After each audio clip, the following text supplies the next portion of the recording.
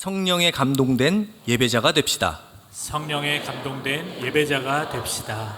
예수께서 부활하시고 승천하신 이후, 그리고 약속된 제레미야의 역사가 이루어지기 전에 시대를 살아가는 우리가 반드시 잊지 않고 기억해야 하는 한 가지가 있습니다. 그것은 바로 성령입니다. 예수님께서는 떠나시기 전 제자들에게 성령을 약속하시면서 이렇게 말씀하십니다. 요한복음 14장 16절 17절 함께 읽겠습니다. 내가 아버지께 구하겠으니 그가 또 다른 보혜사를 너희에게 주사 영원토록 너희와 함께 있게 하리니 그는 진리의 영이라. 세상은 능히 그를 받지 못하나니 이는 그를 보지도 못하고 알지도 못함이라. 그러나 너희는 그를 아나니 그는 너희와 함께 거하심이요 또 너희 속에 계시겠음이라. 아멘. 예수님께서 떠나시기 전에 아버지 하나님께 또 다른 보혜사를 보내주시겠다. 여기서 말하는 보혜사는 성령을 의미하는데요, 또 다른이라고 번역된 헬라어 알로스라는 단어는 본질은 같으나 다른 것을 의미합니다. 그러니까 예수님과 본질이 같으신 영을 보내주셔서 우리와 영원토록 함께 하시고 우리 안에 계시고 진리의 영으로 오셔서 진리 안에서 참된 자유를 주시겠다 약속해 주십니다. 실제로 이 약속을 받았던 예수님의 제자들은 약속된 성령을 기다리며 기도하던 과정 중에 성령의 강림의 역사를 경험합니다. 창세기 11장에 보면 바벨탑 사건이 나오는데요, 이 바벨탑 사건이 중요한 것이 서로 하나님같이 되려고 하는 그런 죄악의 길로 나아가던 중에 바벨탑 사건을 통해서 하나님께서 언어를 흩으십니다. 사람의 마음을 흩으시고요, 말을 흩으셔서 소통이 아닌 불통의 역사가 시작이 됩니다. 그런데 성령님께서 강림하신 다음에 이 불통의 역사가 소통의 역사로 바뀌는데요, 성령님이 임하셨을 때 각 사람의 각 나라의 언어로 동일하게 큰 하나님의 일에 대해서 말하게 하십니다. 언어가 달라도 똑같은 얘기를 하게 하시는 거예요. 이것이 성령님의 역사입니다. 성령님은 분열이 아닌 화합의 영이십니다. 그런데 신기하게도 이 교회의 역사를 살펴보면 성령을 붙잡고 살아가면 화평하게 되고 하나 되어야 되는데, 다른 생각과 오해, 때로는 잘못된 해석으로 말미암아 성령에 대해서 이야기를 하면서 분열되는 아픔의 이야기가 들려옵니다. 대표적인 사건이 1054년에 있었던 일인데요, 1054년 어떤 일이 벌어지냐면 성령이 어디로부터 오는가에 대한 논쟁으로 정교회와 카톨릭이 분열됩니다. 정교회에서는요, 그때 당시 4세기에 콘스탄틴 공의회에서 결정한 성부로부터 성령이 온다라는 믿음의 고백을 했고요, 천주교에서는요, 그때 당시 기독론에 대한, 예수님의 신성에 대한 이단의 논쟁에 휩쓸립니다. 그래서 성령이 성부로만 오는 것이 아니라 성부와 성자로부터 온다. 요 성자로부터, 요 하나의 문구를 넣고 싶었어요. 그런데 이것이 잘 합의되지 않고 결국 분열의 아픔을 경험하게 됩니다. 오늘날에도 어떻습니까? 성령을 강조하는 교회가 하나 되기보다는 분열되는 역사를 많이 보게 됩니다. 특별히 어떤 교회는 성령의 역사를 너무 강조한 나머지, 능력, 치유를 강조한 나머지 복음과 상관없는 특별한 기적을 추구하면서 이상한 길로 나아가기도 합니다. 또 어떤 교회는요, 성령의 열매를 너무 강조하다 보니까 능력이 있으신 성령님이 우리 안에 내면을 변화시키는 정도의 제한된 성령으로 우리를 생각하고 있는 교회들이 있습니다. 가장 안타까운 것은 이단에서 이 성령에 대한 바람직한 교육이 아닌 자기들만의 교리를 가지고 성령으로 우리를 현혹시키고 넘어뜨립니다. 우리가 여기서 기억해야 되는 것은 성령에 대해서 많이 이야기한다고 해서 그것은 성경적인 것이 아닐 수 있다는 사실을 반드시 기억해야 됩니다. 성령을 바르고 온전하게 이해하기 위해서 우리가 꼭 붙잡아야 되는 것은 성경을 통해서 성령을 알아야 됩니다. 특별히 예수님께서 직접 성령에 대해서 얘기해 주신 내용이 요한복음 14장과 16장에 나타나는데요. 함께 읽어보겠습니다. 요한복음 14장 26절입니다. 보혜사 곧 아버지께서 내 이름으로 보내실 성령 그가 너희에게 모든 것을 가르치고 내가 너희에게 말한 모든 것을 생각나게 하리라. 이어서 16장 13절 봉독합니다. 그러나 진리의 성령이 오시면 그가 너희를 모든 진리 가운데로 인도하시리니 그가 스스로 말하지 않고 오직 들은 것을 말하며 장래일을 너희에게 알리시리라. 그가 내 영광을 나타내리니 내 것을 가지고 너희에게 알리시겠음이라. 아멘. 여기서 나타난 성령의 특징은 뭐냐 하면 성령은 단독적으로 일하시지 않는다라는 것이에요. 성령님은요, 예수님께서 가르쳐 주신 것을 기억나게 하십니다. 성령께서는 예수님 안에서 장래일을 말씀하시고요, 모든 영광을 예수님의 영광으로 돌립니다. 그래서 예수님이 없는 성령의 사역은 조심해야 되고요, 그것은 성령의 기적이 아닐 수 있음을 우리는 명심해야 됩니다. 우리가 오늘 읽은 본문에 성령에 충만한, 성령에 감동된 한 사람의 이야기가 나옵니다. 그는 요한계시록의 저자 요한인데요, 우리 요한이 성령에 감동되었을 때 나타난 특징을 통하여서 성령에 감동된 자의 특징은 무엇인지, 우리가 성령 안에 붙잡힘 받으면 우리를 통해서 어떠한 역사가 나타난지를 살펴보도록 하겠습니다. 그렇다면 성령이 경험한 성령의 특징은 무엇인가요? 함께 따라하겠습니다. 성령은 예배자를 통해서 역사합니다. 성령은 예배자를 통해서 역사합니다. 우리 9절과 10절 말씀 봉독합니다. 나 요한은 너희 형제요 예수의 환난과 나라와 참음에 동참하는 자라. 하나님의 말씀과 예수를 증언하였으므로 말미암아 반모라 하는 섬에 있었더니 주의 날에 내가 성령에 감동되어. 요한이 특별히 성령에 감동된 시점이 있는데 언제죠? 주의 날. 여기서 말하는 주의 날은 우리가 오늘 예배를 드리고 있는 주일을 말합니다. 안식 후 첫날 예수님께서 부활하신 것을 기념해서 초대교회는 주일날 예배를 드리기 시작을 했고요, 지금 요한은 혼자 반모섬에서 예배를 드리고 있습니다. 또요, 지금 예배를 드리고 있는 장소는요, 반모라는 섬인데요, 이 반모라는 섬은 로마 당시에 범죄자들을 유배 보냈던 섬 중에 하나입니다. 지금 유배를 당한 상황이에요. 오늘 성경의 말씀을 보면 그 이유에 대해서 말하고 있는데요, 하나님의 말씀과 예수 그리스도를 증거하다가 반모섬에 오게 되었다라고 얘기하고요, 또 환난과 나라와 참음에 동참하고 있다라고 고백하고 있습니다. 즉 복음을 증거하다가 반모섬에 유배되어 있는 상황입니다.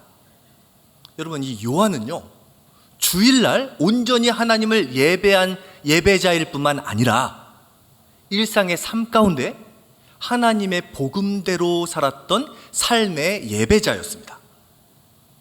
성령께서는 주일날 또한 삶으로 온전한 예배를 드린 요한에게 임하셔서 감동의 역사를 일으키십니다.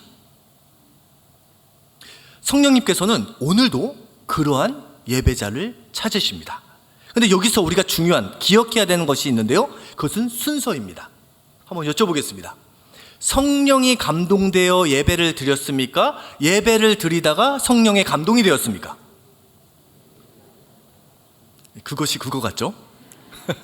잘 생각해 보면, 잘 유심히 보면요, 성령에 감동되어 예배를 드린 것이 아니라 예배를 드리다가 성령의 감동을 받았습니다. 지금 이 자리에 성령의 임재하심을 간절히 바라고 예배를 드리는데 몇 주 동안 어떤 특별한 감동이 임하는 것 같지도 않고 성령의 임재하심을 경험하지 못하고 계신 분들 괜찮습니다. 끝까지 포기하지 않고 우리가 온전한 예배를 하나님 앞에 드리고 있다 보면 반드시 때가 되면 성령님께서 감동의 역사를 일으켜 주실 것입니다. 그 은혜를 경험할 수 있는 우리 모두가 되시길 예수님의 이름으로 축원합니다. 지금 하나님의 은혜 가운데 거룩한 빛 예안교회를 잘 준비하고 있습니다. 많은 분들이 기도해 주셔서 장소가 결정되고 또 여러 가지 중요한 결정들을 해나가고 있는데, 예안교회를 준비하면서 하나님께서 주신 가장 첫 번째 마음이 예배에 대한 마음이었습니다. 그래서 우리 거룩한 빛 운정교회가 이 운정 2지구에 너무나 은혜로운 예배를 드리고 있는 이 교회와 같이 새롭게 시작되는 거룩한 빛 예안교회는 운정 3지구에서 하나님을 마음껏 예배하는 예배자가 모이는, 또한 함께 모이는 사람들이 예배자로 세워지는 공동체가 되면 좋겠다라는 마음의 감동을 주셔서 그 감동을 붙잡고 기도하며 준비하고 있습니다. 그런데 준비하다 보니까 하나님을 마음껏 예배할 것은 막 기대가 되는데 현실에 보니까 준비할 게 너무 많은 거예요. 우선 뜨겁게 찬양하고 싶은데 찬양대가 아직 없습니다. 뜨겁게 하나님을 예배하고 싶은데 찬양팀이 아직 구성이 안 됐어요. 또 다세대, 모든 온 세대들이 함께 모여서 어린아이부터 어른까지 함께 예배하는 예배 공동체를 꿈꾸고 있는데 준비해야 될 것이 너무나 많습니다. 그래서 이 예배를 드리는 공동체에 대한 비전을 주셔서 마음이 막 뜨거워졌는데, 생각하면 할수록 이 마음이 식어지고 고민과 염려와 근심 가운데 제 마음이 흘러가는 것을 보게 됩니다. 그때 오늘의 말씀 요한이 생각이 났던 거예요. 요한은 어떤 곳에서 예배를 드렸습니까? 지금 반모섬에서. 반모섬에는 찬양대도 없습니다. 악기도 없어요. 찬양 인도자, 사람도 없습니다. 거기는 예배를 드릴 만한 장소도 없어요. 뭐만 있습니까? 오직 그 예배를 받으시는 하나님께 집중하는 예배자가 있었을 뿐입니다. 그런데 그 한 사람의 예배자가 온전히 예배를 드리는 그곳에 성령님께서 임하셔서 마음에 감동을 주셔 놀라운 하나님의 은혜의 역사를 이루어 가십니다. 중요한 것은 예배를 드리는 방식과 형식이 아니라 예배를 드리는 우리의 마음이고, 우리가 이 예배를 받으시기에 합당하신 하나님께 온전히 집중할 때 우리가 어떠한 삶의 지경에 처해 있을지라도, 또한 어떠한 상황 속에서 예배할지라도 그 예배를 하나님께서 기쁘게 받으실 뿐만 아니라 성령의 감동의 역사를 경험하게 되실 줄 믿습니다. 그 은혜의 예배를 경험할 수 있는 저와 여러분이 되시길 예수님의 이름으로 축원합니다. 그렇다면 성령에 감동된 이유, 요한에게는 어떠한 변화가 나타났을까요? 따라 하시겠습니다. 성령에 감동될 때 눈과 귀가 열립니다. 성령에 감동될 때 눈과 귀가 열립니다. 예, 오늘 본문 말씀 10절부터 12절 함께 봉독합니다. 주의 날에 내가 성령에 감동되어 내 뒤에서 나는 나팔 소리 같은 큰 음성을 들으니 이르되 내가 보는 것을 두루마리에 써서 에베소, 서머나, 버가모, 두아디라, 사데, 빌라델비아, 라오디게아 등 7 교회에 보내라 하시기로, 몸을 돌이켜 나에게 말한 음성을 알아보려고 돌이킬 때에 7 금촛대를 보았는데, 요한이 반모섬에서 홀로 하나님을 예배하고 있었을 때 성령의 감동이 된 다음에 2가지 중요한 특징이 나타납니다. 첫 번째는 큰 음성을 듣습니다. 하나님의 음성을 듣게 되는 거예요. 2번째는 하나님의 환상을 보게 됩니다. 음성과 환상, 즉 닫혔던 눈과 귀가 열려서 하나님의 관점에서, 성령의 관점에서 보고 듣는 은혜의 변화가 이루어지게 되는 것입니다. 특별히 요한에게 아시아의 7 교회를 위해서 기도하면서 그 교회를 향한 주님의 말씀에 대해서 알려주시고 그것을 기록해서 전달하게 하셨습니다. 그 성령님께서는 오늘도 우리에게 말씀하여 주시는 줄 믿습니다. 제가 성령의 음성을 듣는 이 부분에 대해서 크게 감명을 받고 본격적으로 시작하게 된 계기가 있는데요, 한 권의 책을 만나면서입니다. 그 책은요, 하나님의 대사라는 책인데요, 혹시 2010년에 나온 책인데 보신 분들 많이 계신 것 같아요. 예. 이 내용은요, 김하중 장로님의 간증인데요, 이 김하중 장로님은 어린 시절 그의 어머니가 아주 기도하는 권사님이셨던 것 같아요. 근데 기도하는 어머니 아래서 열심히 공부하다가 중고등학교 때 교회를 떠났다가 다시 돌아와서 성령의 충만한 은혜를 경험한 사람의 이야기입니다.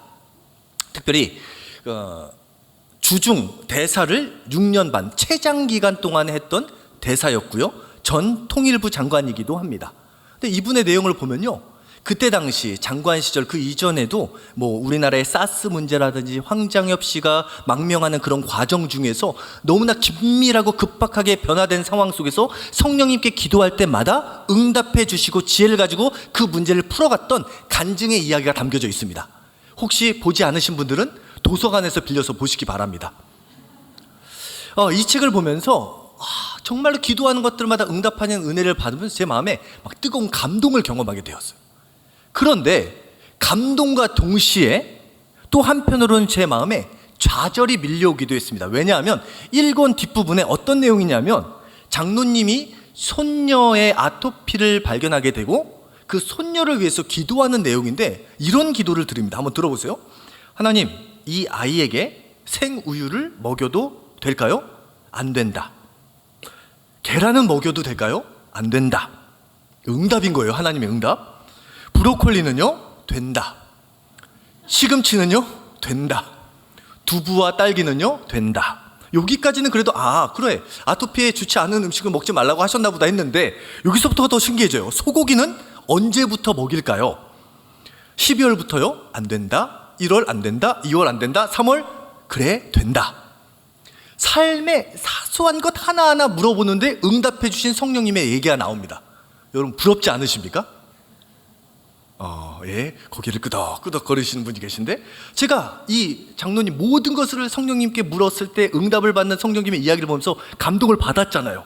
저도 너무 해보고 싶은 거예요. 그래서 이제 기도합니다. 성령님, 지금 제가 건강이 너무 안 좋은데 무슨 약을 먹을까요? 아무런 반응이 없으세요. 주님, 제가 이제 건강을 위해서 뭔가 좀 식단을 좀 조절하고 싶은데 꼭 먹어야 되는 음식을 알려주세요. 한마디도 안 하십니다. 얼마나 화가 나던지. 아니, 성령님 같은 분 아니십니까? 왜 장로님께만 얘기해 주시고 목사인 저한테는 얘기 안 해주십니까? 제가 그때 마음이 좀 상했어요. 그런데 이 마음이 언제 풀리냐? 성경을 보면서 풀렸습니다. 성경에 보니까요, 그런 얘기가 잘 안 나와요. 여러분, 드시고 싶으신 거 드시면 됩니다. 몸에 좋은 거 드시면 돼요. 물론 장로님의 마음은 귀하죠. 모든 것을 성령님께서 묻는, 나중에 보면 더 디테일하게 묻는 내용이 나와요. 그렇게 응답하지 않으신다고 해서 성령님이 우리와 함께 하지 않으시는 것이 절대로 아닙니다. 왜냐하면 이 요한에게 나타나서 성령님께서 말씀하신 것은요, 교회들에게 하시는 메시지를 전하는 거예요. 신앙생활 잘하고 있는 교회들은 독려하고 힘을 얻는 희망의 메시지를 주시고요, 하나님을 떠나서 곁길로 세상의 길로 돌아가고 있는 교회를 향해서 책망하십니다. 근데 책망이 끝이 아니라 돌아올 경우 내가 너희를 다시 붙잡아 주겠다라는 소망의 메시지를 주십니다. 성령님의 메시지는요, 우리의 삶의 작은 것까지 구체적으로 얘기하는 것을 성경에서 말하고 있는 것이 아니라 하나님의 크신 은혜의 역사를 듣게 되는 것이 성령님께서 말해주시는, 모든 사람에게 말씀하시는 음성이라는 사실을 기억하시기 바랍니다. 또요, 성령님께서는 환상을 통해서 우리에게 말씀하시는데요, 특별히 환상을 통해서 말씀하실 때 반드시 확인이 필요합니다.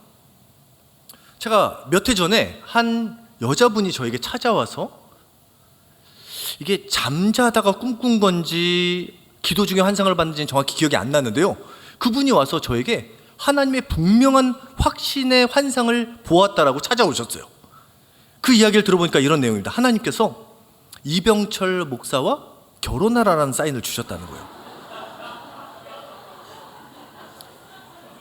예, 이 응답이 20년 전이었으면, 제가 결혼하기 전이었으면 한 번쯤 생각을 해봤을 수 있을 것 같은데요, 한 번도 그런 생각을 해본 적도 없고. 그래서 그럼 여러분 어떻게 해야 될까요? 난감하더라고요. 기도했죠. 성령님, 어떻게 대답을 해야 될까요? 그래서 이렇게 대답을 했습니다. 신기합니다. 성령님은 분명히 한 분이신데 왜 성도님께만 그런 응답을 주시고 저한테는 그런 응답을 단 한 번도 주지 않으셨을까요? 또 예수님의 영이신 성령께서, 예수님은 가정을 귀히 여기시는 분이신데 저는 아내가 있고 아이가 셋이나, 큰 아이가 있고, 물론 그분은 결혼 안 하셨고요, 운전교회 성도님 아닙니다. 예, 그분 솔로였어요. 예. 저보다 나이가 좀 있는 솔로였어요. 되게 뭐 연상에 갑자기 꽂히신 것 같은데 아무튼 예. 그분은 환상을 보았다라는 거예요. 확신을 가졌다는 거예요.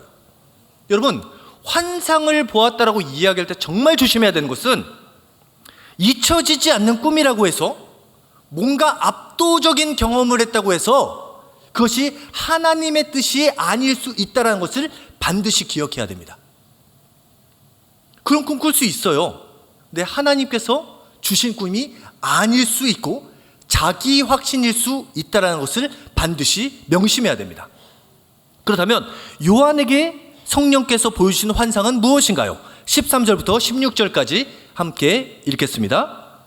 촛대 사이에 인자 같은 이가 발에 끌리는 옷을 입고 가슴에 금띠를 띠고 그의 머리와 털의 희기가 흰 양털 같고 눈 같으며 그의 눈은 불꽃 같고 그의 발은 풀무불에 단련한 빛난 주석 같고 그의 음성은 많은 물소리와 같으며 그의 오른손에 7 별이 있고 그의 입에서 좌우에 날선 검이 나오고 그 얼굴은 해가 힘있게 비치는 것 같더라. 아멘. 성령께서 요한에게 보여주시는 환상은요, 7 금촛대, 나중에 해석이 나오는데 7 교회를 상징합니다.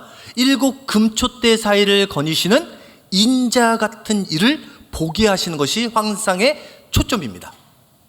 환상이 중요한 것이 아니라 이 환상을 통하여서 지금 쓰러져 가고 있는 박해 중에 있는 교회 가운데 함께 하시는 주님을 바라보게 하는 것이 환상의 목적이었다는 것이에요.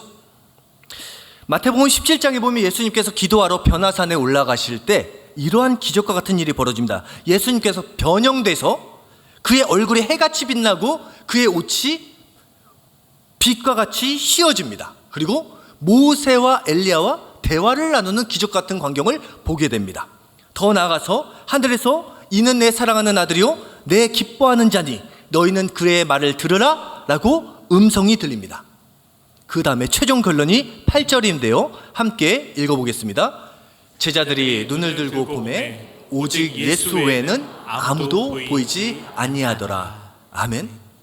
환상은 오직 예수를 바라보게 하는 과정이요 도구입니다. 우리는 성령에 감동될 때 하나님의 음성을 들을 수 있고 환상을 볼 수 있게 됩니다. 그런데 여기서 중요한 것은 환상 자체가 중요한 것이 아니라 음성 자체가 중요한 것이 아니라 그 음성과 환상을 통해서 우리가 온전히 주님을 바라보게 되는가, 주님을 향해서 모든 신뢰를 쏟아붓게 되는가가 성령께서 보여주시고 들려주시는 음성이라는 사실입니다. 저는 오늘 우리가 드리는 예배 가운데 우리의 눈과 귀가 열려서 환상과 음성을 듣게 되어 더 깊이 주님을 바라보고 주님의 음성을 들을 수 있는 우리 모두가 되시길 예수님의 이름으로 축원합니다. 마지막으로요, 성령에 감동된 사람의 특징은요, 따라 하시겠습니다. 성령은 우리를 최후 승리로 인도합니다. 성령은 우리를 최후 승리로 인도합니다. 10절에 나온 성령에 감동되어라고 되어 있는 것은 헬라어로 엔 푸뉴마티라고 씁니다. 이 엔이라는 단어는 전치사로서 영어로 인이에요. 뭐뭐 안에, 푸뉴마티는 성령입니다. 그래서 성령 안에, 성령으로, 성경에는 성령에 감동되어라고도 번역을 해놨는데 동일한 구문입니다. 특별히 이 동일한 엔 푸뉴마티라는 문장이 요한계시록은 4번 사용이 됩니다. 첫 번째 본 성령에 감동된 환상은 아까 말씀드린 것처럼 반모섬에서 소아시아의 7교회를 주님의 관점에서 바라보게 하는 것이 첫 번째 환상이고요. 그 다음에 두 번째 환상으로 이끌어 가시는데요. 요한계시록 4장 1절부터 3절입니다. 1절부터 3절 읽어보겠습니다. 2일 후에 내가 보니 하늘에 열린 문이 있는데 내가 들은 바 처음에 내게 말하던 나팔소리 같은 그 음성이 이르되 이리로 올라오라. 이후에 마땅히 일어날 일들을 내게 보이리라 하시더라. 내가 곧 성령에 감동되었더니 보라, 하늘에 보좌를 베풀었고 그 보좌 위에 앉으신 이가 있는데 앉으신 이의 모양이 벽옥과 홍보석 같고 또 무지개가 있어 보좌에 둘렀는데 그 모양이 녹보석 같더라. 아멘. 밤모섬에서 유배되어서 예배하고 있었던 예배자를 성령께서 감동시켜서 보게 하시고 그 다음에 하늘의 문이 열려서 요한을 하늘로 데리고 가십니다. 천상에서 무엇을 보게 하시냐면 어린 양 예수를 마음껏 예배하는 영광의 예배 현장으로 인도하십니다. 어린 양 예수 그리스도께서 가운데 계시고요, 24 장로와 내 생물들과 천사들이 함께 모여서 하나님을 마음껏 경배하고 예배하고 그의 영광을 올려드리는 천상의 예배를 보게 하십니다. 여러분, 우리가 예배드릴 때 하늘에서도 하나님을 향한 온전한 예배가 드려지고 있음을 기억하시길 바랍니다. 우리가 예배드릴 때 그 영광의 예배를 바라볼 수 있는 눈이 열리기를 주님의 이름으로 축원합니다. 그 예배를 경험한 다음에 무엇을 보여주시냐면 보호자에서부터 이 땅, 이 세상의 악을 심판하시는 심판의 이야기를 보게 하십니다. 그런 심판의 과정을 보다가 그 다음 세 번째 환상으로 이어지는데요, 요한계시록 17장 3절입니다. 함께 읽겠습니다. 곧 성령으로 나를 데리고 광야로 가니라. 내가 보니 여자가 붉은 빛 짐승을 탔는데 그 짐승의 몸에 하나님을 모독하는 이름들이 가득하고 7 머리와 10 뿔이 있으며 그 여자는 자주빛과 붉은 빛 옷을 입고 금과 보석과 진주로 꾸미고 손에 금잔을 가졌는데 가증한 물건과 그의 음행에 더러운 것들이 가득하더라. 아멘. 밤모섬에서 예배를 하는 요한을 들어 올리시고 천상에서 예배와 세상을 심판하시는 주관자 되시는 주님을 바라보게 하신 다음에 광야로 인도하세요. 이 광야에서 무엇을 하는가? 어둠의 세력들, 사단 마귀의 권세를 멸하시고 심판하시는 광경을 보게 하십니다. 그 다음 마지막 환상으로 이어지는데요, 21장 10절입니다. 읽겠습니다. 성령으로 나를 데리고 크고 높은 산으로 올라가 하나님께로부터 하늘에서 내려오는 거룩한 성 예루살렘을 보이니 하나님의 영광이 있어 그 성의 빛이 지극히 귀한 보석 같고 벽옥과 수정같이 맑더라. 아멘. 성령께서 인도하시는 마지막 종착역은 새 예루살렘 환상인데요, 이 새 예루살렘이란 하나님의 통치가 완전히 이루어지는 세상을 의미합니다. 더 이상 고통도 없고 애통도 없는 완전한 하나님의 통치가 회복된 새 예루살렘을 보여주시는 것이 요한계시록의 결론이에요. 요한계시록이라는 책은 우리에게 두려움을 주는 책이 아니라 믿음의 사람들로 하여금 최후의 승리를 바라보며 이 세상 가운데, 고난 가운데, 역경 가운데 하나님을 의지하며 힘과 용기를 얻게 해주는 책이 바로 요한계시록입니다. 여러분, 성령님은 고난 중에 함께 하시는 주님을 바라볼 수 있도록 우리의 눈과 귀를 열어주십니다. 성령님께서는 오늘도 예배하는 자를 찾으십니다. 우리가 어디 있든지 무엇을 하든지 삶의 자리에서 또 주일 모여서 드리는 예배 자리에서 환경을 바라보는 것이 아니라, 상황을 바라보는 것이 아니라 우리의 예배를 받으시기에 합당하신 주님만을 바라보며 주님께 집중하며 예배할 때 성령님께서는 우리를 통해서 역사하시고 우리에게 힘과 용기를 주시며 반드시 승리의 길로 우리를 인도하여 주십니다. 우리 그 은혜를 바라보며 각자의 삶의 자리에서, 예배의 자리에서 예배자로 승리할 수 있는 저와 여러분이 되시길 예수님의 이름으로 축원합니다.